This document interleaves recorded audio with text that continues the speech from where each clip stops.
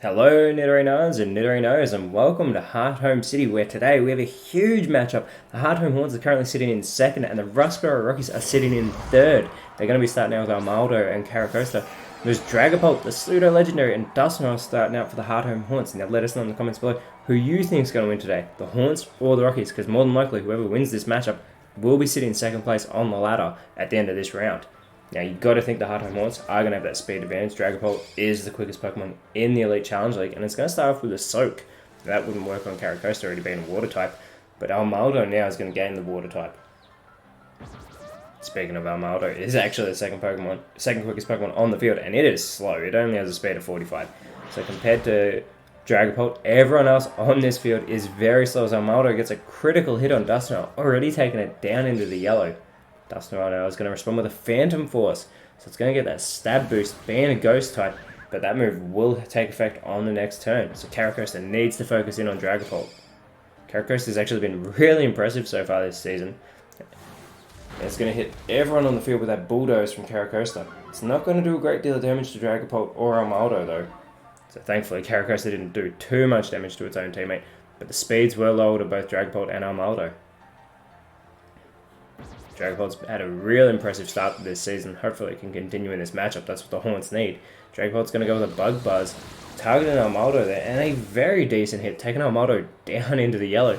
And a Phantom Force from Dusknoir follows it up and almost finishes Armaldo off. Feels like a really tricky name to say, but Armaldo is holding on. Caracosta's going to go with a Grass Knot now, targeting Dusknoir.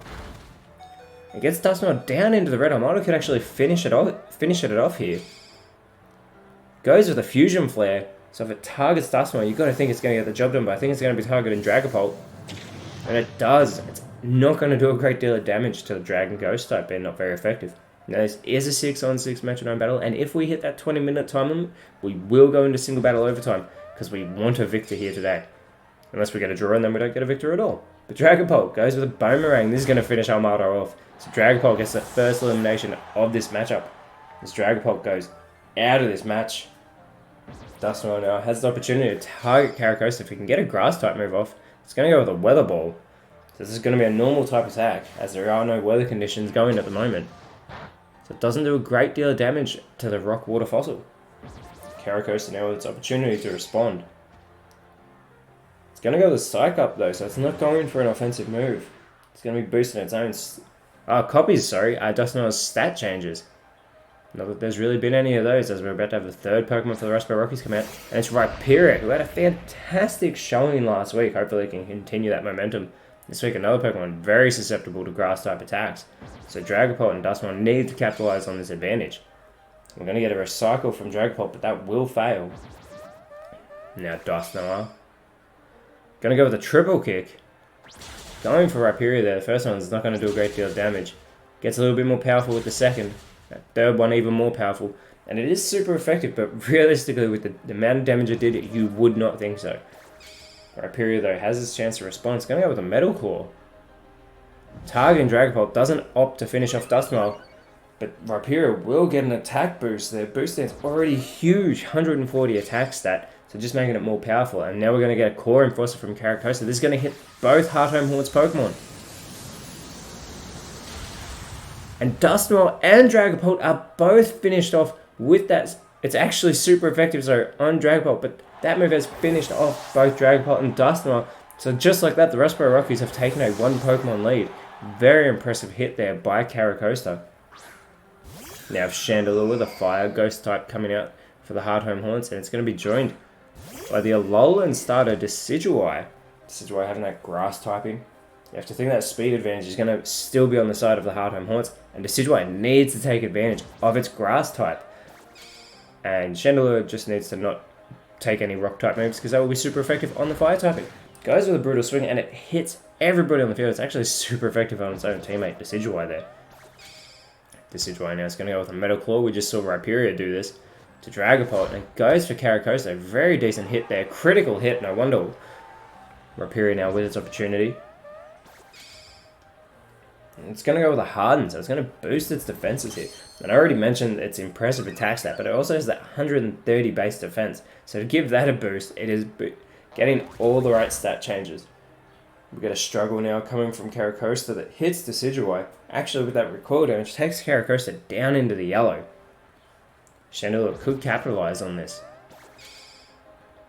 And it's going to go with a Howl, so it's actually not going to go for an offensive type attack. That Howl will boost Chandelure's attack stat as well as Decidueye's though. So Decidueye could follow this up if it goes for a physical attacking move. And instead it goes with a tearful look. So again, they don't go for the offensive type attacks. This will lower the stats, the physical attack stat and special attack stat of Rhyperior. Rhyperior now is going to go with an Aurora Beam. Opting to target Chandelure here. It's not going to be very effective thanks to that fire typing that Chandelure has. Now Caracosta with that struggle again. Takes Decidueye down into the yellow, but takes itself down into the red with that recoil damage. That struggle has been terrible for Caracosta after it gained it from Dragapult's cursed body. And we're going to get a Thunder Punch coming from Chandelure. This could actually finish Caracosta off. And it does, with that super effective hit. So Chandelure has evened things up here on the battlefield. Decidueye capitalize and target Rhyperior solely, as it's the only one for it to target on the field, and it goes with a Boom Burst, which doesn't affect Chandelure. And it gets Rhyperior down into the yellow with that not very effective attack. Rhyperior now is going to go with a Smackdown. And it will target Chandelure with that super effective hit, takes Chandelure down into the red, but Chandelure is holding on just. But if you have to think if another move like that comes, Chandelure will be eliminated. As we get Aurorus, another fossil Pokemon coming out onto the field. Now, Rustboro Rockies actually have a 4-game win streak at the moment. They have the biggest win streak currently present in the Elite Challenge League. So if they get a 5th, like I said, this should get them up in the 2nd, as they're currently sitting 3rd. But a Grass Pledge from Chandelure will finish off Rhyperior. A huge hit and a massive elimination there by the Lantern Pokemon. Now we get a Burning Jealousy coming from Decidueye. It's going to hit Aurorus, gets a decent hit. Aurorus now with its opportunity. It's going to go with a Disarming Voice. This is going to hit both Pokemon. It won't finish either of them off, as it's not very effective. Gets that critical hit on Decidueye though, which takes it down into the red. So Decidueye and Chandelure are very close to being eliminated from this matchup. As well as Barbaracle coming out onto the field, another Pokemon for the Rustboro Rockies who's had a very impressive season so far. Chandelure still has that speed advantage, so this is very good for the Hearthome Hornets, and it's going to go with a Nuzzle. So it should have that paralysis to whoever it hits, targeting Aurorus. So Aurorus is paralyzed now, so to prevent it from doing any damage. Now Decidueye is going to go with a Bolt Strike, but Aurorus avoids that electric attack.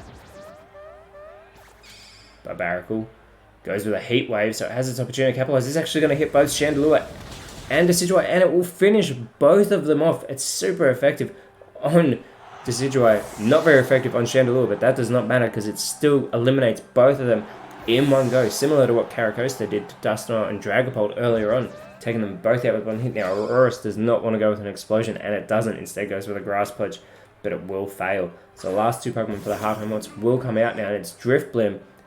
And it's going to be joined now by Cursor. So just like that, the Rustboro Rockies have taken the lead. There are now 2 Pokemon remaining for the Hearthome Hornets. There are 3 Pokemon still remaining for the Rustboro Rockies. This is a very back and forth battle so far. We're going to get a Thunderbolt coming from Drifblim. That speed advantage has been on the side of the Hearthome Hornets this whole battle, and it's a super effective hit there on Barbaracle, taking it down into the yellow.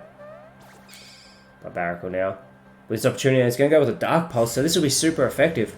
Goes for Cursor, a very good hit on Cursor with that super effective move.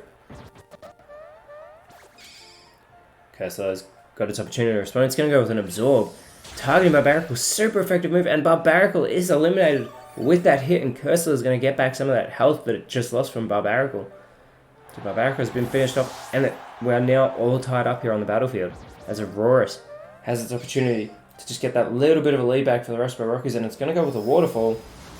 And it's going to target Cursor. Gets a decent hit in there, but Cursor's got that Perish Body, which means Aurorus and Cursor will both be eliminated within 3 turns. And they cannot go back to the party or back to the bench to prevent that from happening, as we have Kabutops come out as the last Pokemon for the Rustboro Rockies. So we know the Cursor and Aurora's are on a ticking clock here in this battle. Drifblim is going to go with a Razor Leaf. If it goes for Kabutops, this will be super... Actually, it hits both of them, so... And it already gets Kabutops down into the yellow, and it takes Aurora's down into the yellow as well. Kabutops has its chance to respond now, and it's going to go with a Razor Shell. Targets Drifblim. A very good hit, also taking Drifblim down into the yellow. These Pokemon are hitting very hard so far, as we're going to get a Prismatic Laser coming from Cursor. He's going to go for Kabutops. And Kabutops is eliminated already. That was very quick. Kabutops barely in this matchup, which means Aurorus has 3 turns to finish this battle off, and it goes with a Fairy Lock. So it's not going for an offensive move now, but it needs to. It really needs to start eliminating Drifblim and Cursor as that Perish count falls to 2. So it's got 2 moves to finish this matchup. Drifblim, hoping to prevent that from even happening and finish it as soon as possible, is going to go with a Sacred Sword. And that will get the job done with that super effective move. Aurorus is eliminated, and the Hearthome Haunts have got the win, locking themselves into second place, surely. But what a back and forth battle.